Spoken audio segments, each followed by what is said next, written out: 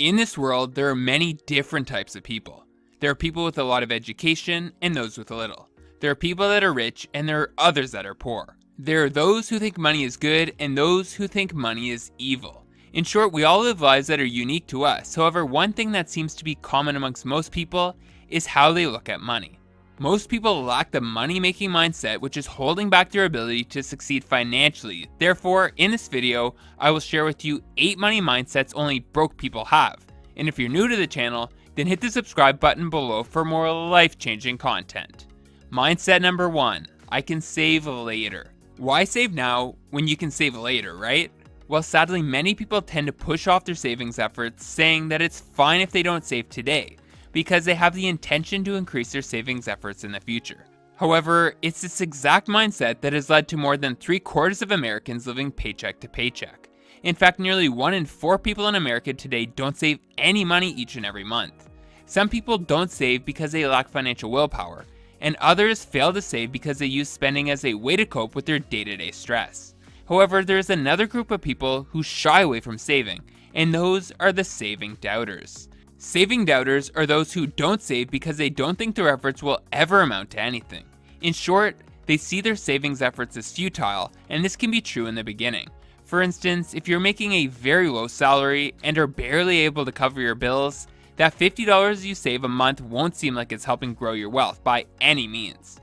That $50 represents one dinner out or one tank of gas in your car, and while these small increment savings won't make you rich overnight, they do allow you to start building the habit of saving, which is a step in the right direction.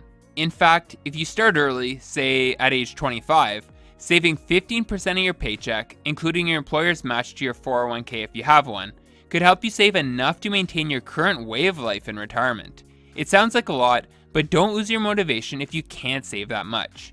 Don't be discouraged if you start later than age 25. Beginning to save right now and gradually increasing the amount you're able to put away can help you hit your goals. Mindset number 2, I need to drive a new car. You've had the same car for 5 years now, and that once pristine vehicle has now lost its charm. What do? Of course, you buy a new one. Well, if you're like most people, then changing over your cars is a standard practice. However, this is a terrible money mistake that many broke people subject themselves to.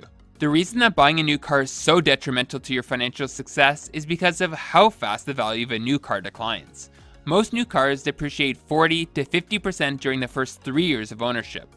With an average selling price of around $30,000, that's $15,000 in depreciation cost. But the same car that is now 3 years old will depreciate roughly 25% during the next 3 years of ownership, meaning that if you buy a slightly used car, you are going to avoid a large portion of the car's overall depreciation.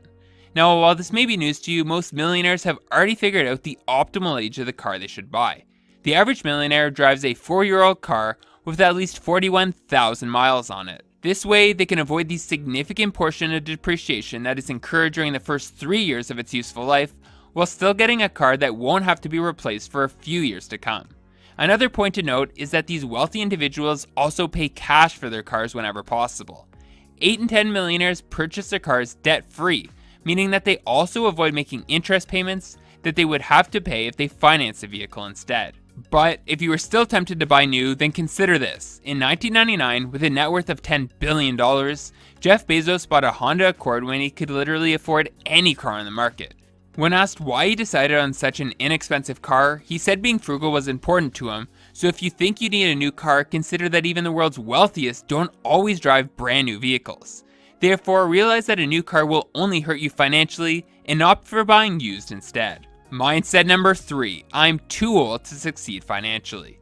You hear it all the time that the best time to save and invest is when you're young, but let me share with you a quote that I think is fitting for this situation. The best time to plant a tree was 20 years ago. The second best time is now. Whether you were 20 years old or 80, it is never a bad time to start improving your financial situation. Take the example of Kentucky Fried Chicken. Harlan David Sanders founded KFC at the age of 65. So as most of his peers were retiring, he was just starting an endeavor that would result in him becoming a millionaire many times over. Now, you may not achieve the same level of success as a colonel, but that doesn't mean you shouldn't get your finances in order no matter what age you are. In fact, I think that older individuals underestimate how important it is for them to start this process as soon as possible.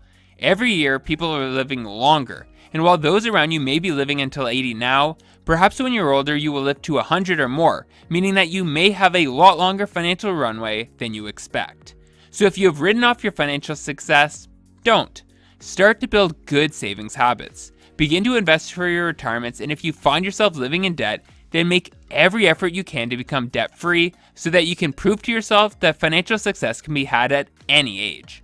Mindset number 4, justifying unnecessary spending. You've just finished another grueling 40-hour work week at a job you hate, and the only thing you can think about is going over to the mall and treating yourself to a new outfit that you can wear out on the weekend. Does this sound like you? I hope not, but unfortunately this is the mindset that many people have. They absolutely must find some sort of relief from their 9-to-5 grind, and one of the only ways they know how to make themselves feel better is by turning to retail therapy.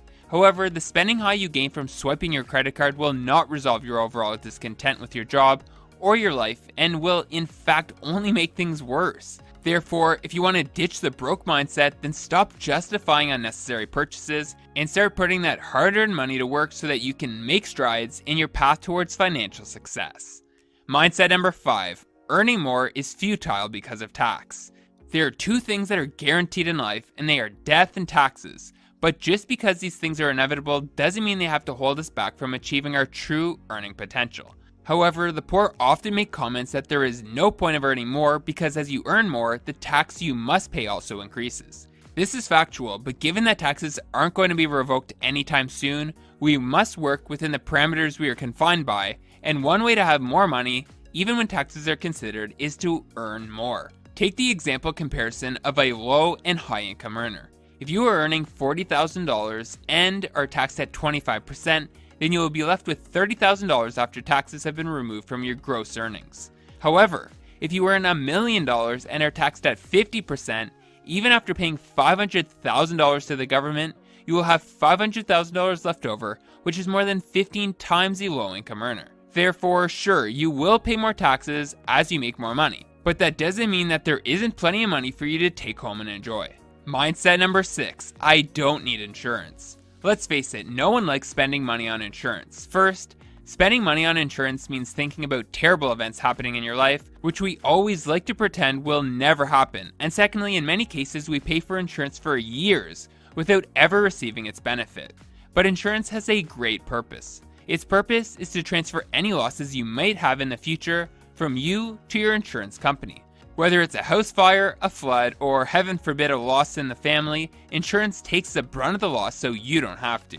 However, many broke individuals act like these terrible events will never happen to them and forego paying for insurance just to save a bit of extra money. This decision is short-sighted because the reality is that we will all face challenges in our lives, and most will come with some financial burden. For instance, if you're in a car accident and need surgery, then you have no insurance to cover these costs, which is the exact moment you realize why people continue to pay for insurance even though they may never use it. Before we continue, many of you have been asking me what's the best way to make extra money online, and if you want to learn how myself and many of my students are making thousands of extra dollars per month, you can learn more using the link I've left in this video's description and pinned comment, where you'll find a special offer that I'll be ending very shortly. Mindset number 7, if he has it, then I should have it too. Do you remember when you were young and if your friend had a certain toy, then you absolutely had to have it too?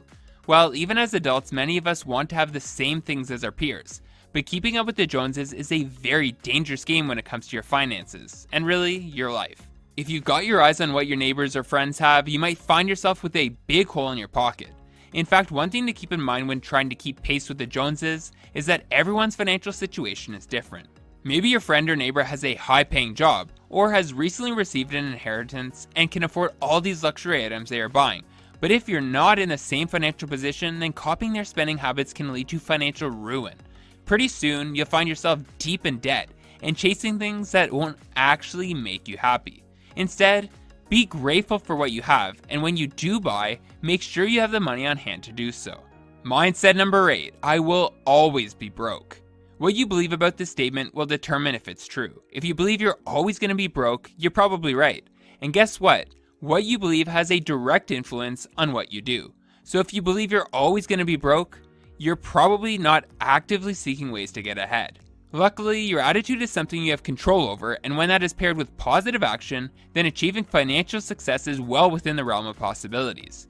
So if you're in debt, start making payments to lower your balance. If you've been putting off investing for retirement, then set up a 401k at work. Believe and act towards success, and I promise that you will achieve it. Hey, it looks like YouTube thinks this next video is the one that will change your financial life forever. Give it a watch and let's see if they're right.